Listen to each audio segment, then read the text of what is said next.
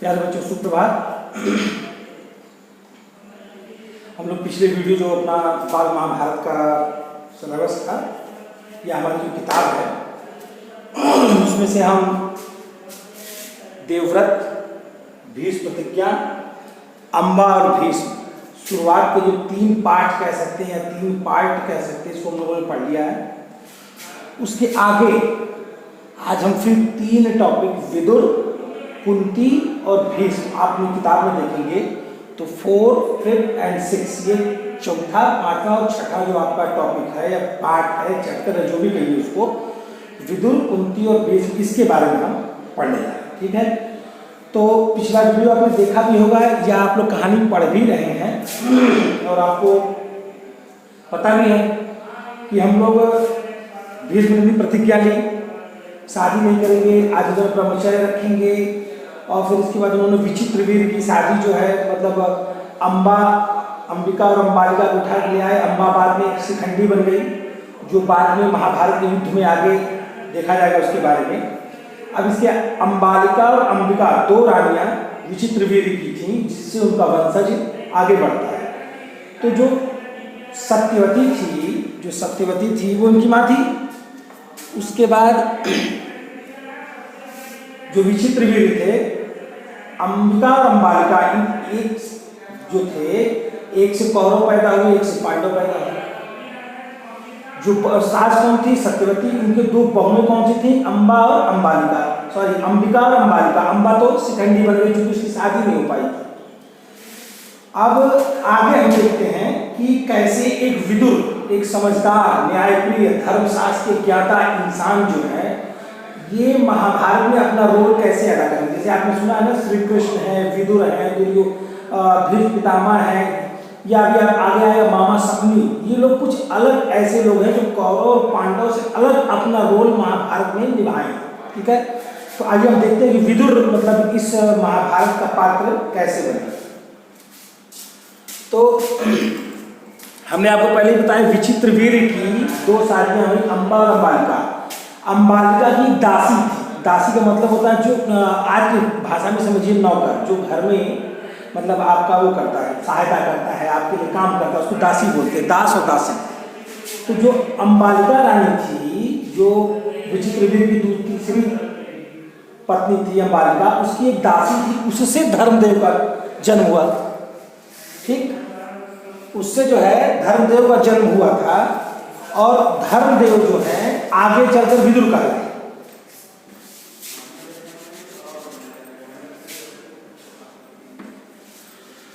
विदुर जो थे, अगर आपसे पूछा जाए बचपन का नाम क्या है तो बोलेंगे धर्मदेव। धर्मदेव जो थे शास्त्र के ज्ञाता थे, धर्मशास्त्र के न्यायप्रिय थे, राजनीति के थे। तो भीष्म पितामह जो थे, जिन्होंने आजीवन ब्रह्मचर्य का पालन किया था, उन्होंने विदुर को धृतराष्ट्र का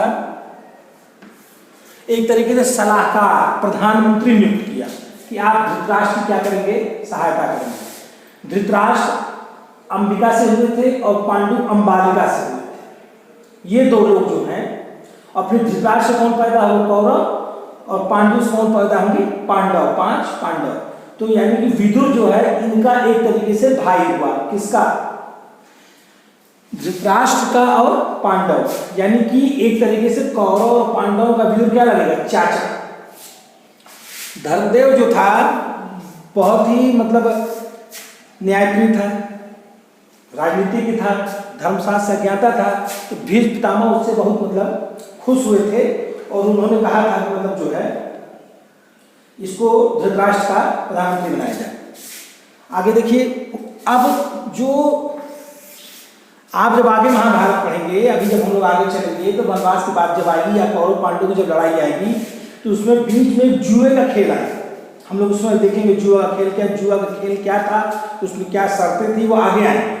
लेकिन जुए के खेल, विदुर इतना समझदार इंसान था कि जब धृतराष्ट्र ने युधिष्ठिर मतलब जो पांडवों में सबसे बड़े भाई थे, उनको जुआ के खेल के लिए आमंत्रित किया था, तो विदुर ने समझाया था धृतराष्ट्र को कि देखिए अगर ये जुए का खेल कौरव और पांडव के बीच में आप करवाएंगे तो बाद में इनके बीच में वैमनस्य मतलब एक तरीके से दूरी आएगी, अपनापन नहीं रह जाएगा, भाई भाई नहीं कहलाएंगे, एक दूसरे के दुश्मन बन जाएंगे।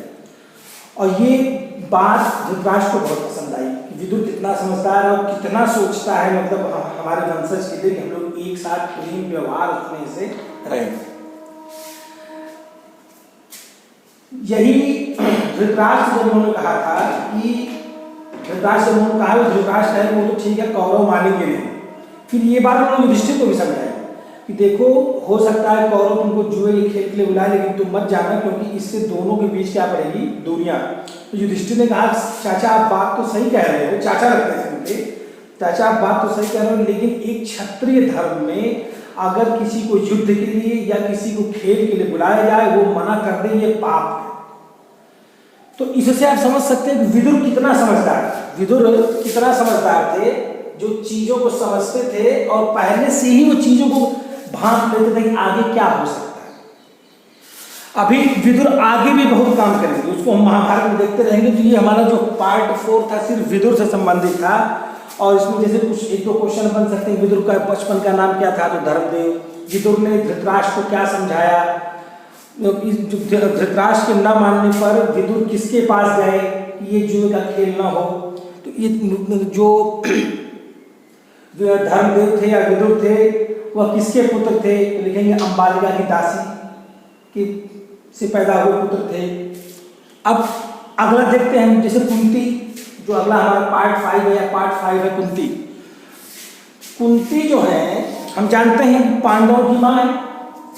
ये प्राचीन समय में ना छोटे छोटे जैसे आज हम कहते हैं ना जबलपुर, रीवा, भोपाल, इंदौर या Azamgarh UP, Delhi UP, MP बोलते हैं ना, उसी तरह प्राचीन समय में भी छोटे छोटे राज्य हुआ करते थे। हर राज्य में एक राजा हुआ करता था, वहां पे भी लोग रहते थे।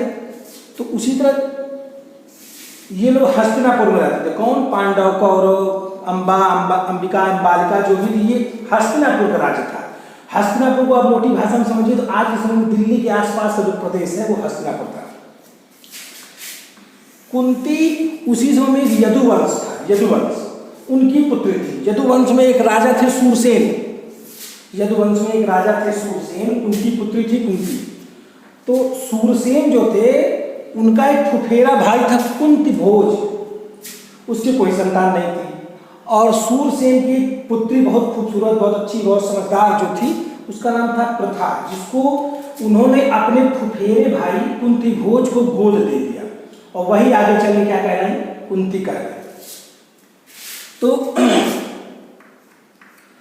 कुंती बचपन से ही मतलब बहुत सेवा भावना में थी, बहुत प्यार से, बहुत ईमानदारी से, बहुत सेवा भावना से रहती थी, पूजा पाठ भी बहुत करती थी। एक दुर्वासा ऋषि थे, दुर्वासा ऋषि की उन्होंने इतनी सेवा की कि उन्होंने खुश होकर एक आशीर्वाद दिया कि तुम जिस भगवान की भी पूजा करोगी अगर वो प्रकट होंगे तो वो अपने ही समान बलशाली तुमको एक पुत्र देंगे।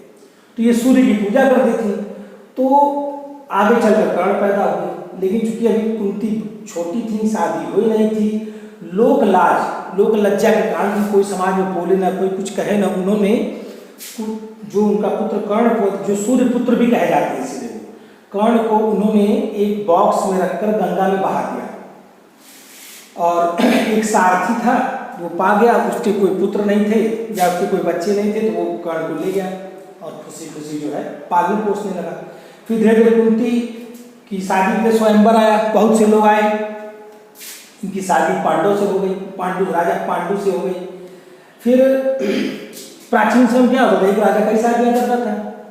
तो पांडु की शादी फिर मध्य देश था, एक मध्य देश था,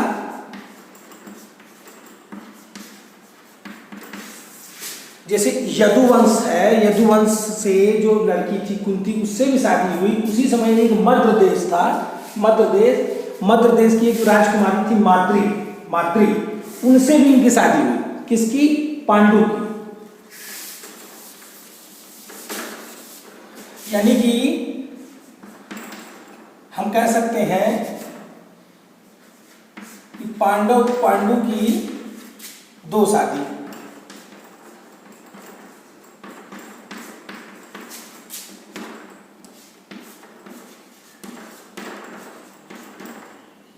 कुंती और माद्री,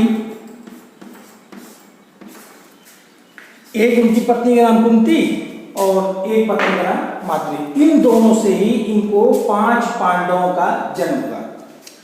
होता क्या था,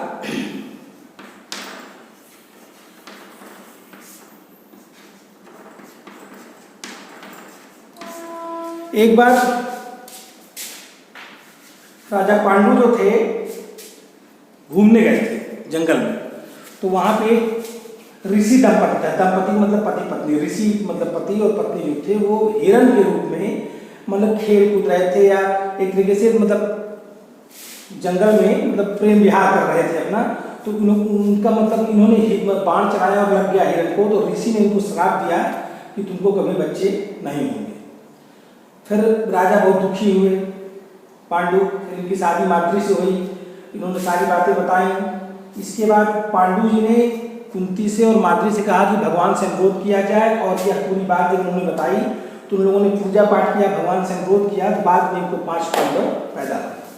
वही आगे चलकर युधिष्ठिर, भीष्म, अर्जुन, नकुल, सहदेव के रूप में जो हम आगे पढ़ेंगे आएंगे। तो इस तरह से कुंती जो थी, अगर इस पार्ट में आप देखो कुंती कौन थी, यदुवंश की राजा सूरसेन की पुत्री थी। उनके मेरे भाई कुंती भोज ने उनको गोद ले लिया, उनका बचपन का नाम प्रथा था। उनकी शादी राजा पांडु से हुई, राजा पांडु की दूसरी शादी माद्री से हुई। इन्हीं दोनों से पुत्र कौन पैदा हुआ, पांडव लोग पैदा हुए। लेकिन अब यही बात देखते हैं, कुंती जब बहुत पूजा पाठ करती थी, बहुत सेवा भावना करती थी, दुर्वासा ऋषि की जब उन्होंने मतलब सेवा भावना से उनकी बहुत सेवा की थी, तो वो खुश होकर उन्होंने आशीर्वाद दिया, जिससे कर्ण पैदा हुए। तो लोग लाके कर्ण को इन्होंने दे दिया, गंगा में बहा दिया। ठीक है, कर्ण कौन है, तो कुंती के ही पुत्र है, सूर्य पुत्र भी कहे जाते हैं। और आगे चलकर महाभारत में क्या रोल निभाएंगे हम उसको आगे भी देखेंगे। ठीक है, अब जो हमारा कुंती वाला पार्ट था, चूंकि सत्यवती कौन था, अंबा, अंबिका और अंबालिका की सास, यानी विचित्र वीर और चित्रांगन की मां। अब उनके पुत्र, उनके पौत्र कौन हुए, धृतराष्ट्र और पांडु। तो इनके बच्चे कौन थे, कौरव और पांडव। तो चूंकि जो हस्तिनापुर का साम्राज्य था, इसमें सभी लोग रहे थे, लेकिन चाल बहुत चल रहे थे, कुटिल चाल, राजनीति बहुत हो रही थी। इससे सत्यवती और उनकी जो दोनों बहुएं थी, अंबिका और अंबालिका, दुखी होकर ये लोग वन में चले गए, वहां तपस्या करते हुए अपने प्राण त्याग दिए। ये आपके पाठ 5 का सार है। इसको आप एक बार अपने से पढ़िएगा और कुछ क्वेश्चन आंसर लिख लीजिएगा, हम कुछ क्वेश्चन आंसर आपको बताएंगे। ठीक है, आपका जो अगला पाठ है,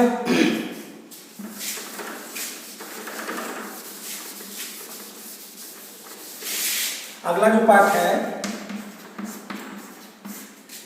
वो है भीष्म। ठीक, तो हमने आपको पहले बताया कौरव पांडव हस्तिनापुर में रह रहे हैं, बहुत प्यार से, बहुत दुलार से लोग रह रहे हैं, लेकिन उनके अंदर एक राइवलरी, दुश्मनी की भावना चल रही है, एक दूसरे को हराने की भावना। खास करके कौरव जो थे पांडवों से चिढ़ते थे, उनके बल से, उनके वैभव से, उनके ऐश्वर्य से, उनके जो भी उनकी कलात्मक प्रदर्शन करते थे, जो भी अच्छा काम करते उससे चिढ़ते थे। उसमें जो भीष्म थे वो बहुत बलशाली थे, उनसे कौरव अत्यधिक चिढ़ते थे, खास करके दुर्योधन। तो उन लोगों ने प्लान बनाया कि दुर्योधन को मार देना चाहिए। तो इन्होंने क्या किया कि अब पॉसिबल तो था नहीं, चूंकि चाचा के लड़के थे, कैसे नियम बनाया जाते। एक बार दुर्योधन ने गंगा के किनारे जल क्रीड़ा यानी जल में खेल का प्लान बनाया, और उसी बहाने सभी लोग वहां पर गए। वहां पर जल क्रीड़ा हो रही थी, तो जल क्रीड़ा करने के बाद जब ये लोग वहां पर बैठ के खाना खा रहे थे, तो दुर्योधन ने भीष्म के खाने में जहर मिला दिया, और जहर खाने के बाद जब वो थोड़ी अचेत अवस्था में आ गए, तो उनको मतलब पेड़ की झुरमुटों से बांध कर गंगा जी में बहा दिया। लेकिन होने को कौन डाल सकता है। बाद में पता चला कि भीष्म थोड़ी देर बाद जो है राजमहल की तरफ घूमते खेलते कूदते दौड़ते चले आ रहे हैं। तो जब उन्हें जब पता चला भीष्म को कि हमारे साथ ऐसा ऐसा हुआ, तो दुर्योधन के प्रति क्रोध की भावना उनकी ओर बढ़ गई। युधिष्ठिर ने समझाया कि प्रेम भावना से रहना, क्रोध से हमारा कुछ नहीं होगा, और अभी हम छोटे हैं या हमारा बचपन है, हमको एकजुट रहना है और कौरवों की सभी चाल से हमको बचकर रहना है। और चूंकि दुर्योधन ने जो कार्य किया था, इससे उनकी माँ कुंती बहुत दुखी हो गई थी। उन्होंने विदुर को बुलाकर बोला था कि बताइए ये पांच पांडव सिर्फ 5 भाई हैं, इनको मारने के लिए दुर्योधन या कौरव कौन कौन सी चाल चल रहे हैं, ये गलत है। आप सोचिए, मैंने आपसे पहले कहा विदुर कितने समझदार, धर्मशास्त्र से ज्ञाता और कुशल रणनीतिज्ञ थे कि उन्होंने कहा कि अगर इस समय में दुर्योधन को अगर हम लोग कुछ बोलते हैं या समझाते हैं या डांटते हैं तो इससे उसके क्रोध की भावना और बढ़ेगी, और ये जो क्रोध की भावना और बढ़ेगी तो इन दोनों भाइयों परिवार के बीच में वैमनस्य और वैमनस्य मतलब दुश्मनी, मतलब एक तरीके से राइवलरी, दुश्मनी और बढ़ती जाएगी, चिढ़ जो है ना और बढ़ती जाएगी, और ये कहीं ना कहीं हस्तिनापुर साम्राज्य के लिए या ये जो अपना पूरा परिवार है इसके लिए अच्छा नहीं रहेगा। इसलिए हे कुंती इस बात को यहीं पर दबा दिया जाए। तो इस तरह से हम देखते हैं कि विदुर, महाभारत में विदुर, कुंती और भीष्म का आगमन कैसे हो रहा है या उनके साथ कौन सी घटनाएं चल रही। अब इस 3 चैप्टर पे विदुर, कुंती और भीष्म पे आधारित आप कुछ क्वेश्चन आंसर लिख लीजिएगा। जैसे मैंने देवव्रत, भीष्म प्रतिज्ञा, अंबा और भीष्म, उसमें भी हम लोगों ने आपको जो है कुछ चीजें बताई थी, ठीक है। तो इस चीज को आप देखिएगा और उसको आप पढ़ने का प्रयास करिएगा और वो चीज़ देखी जाएगी। इसके कुछ क्वेश्चन आंसर आप लिख लीजिएगा और कुछ क्वेश्चन आंसर मैं आपको प्रोवाइड करा दूंगा।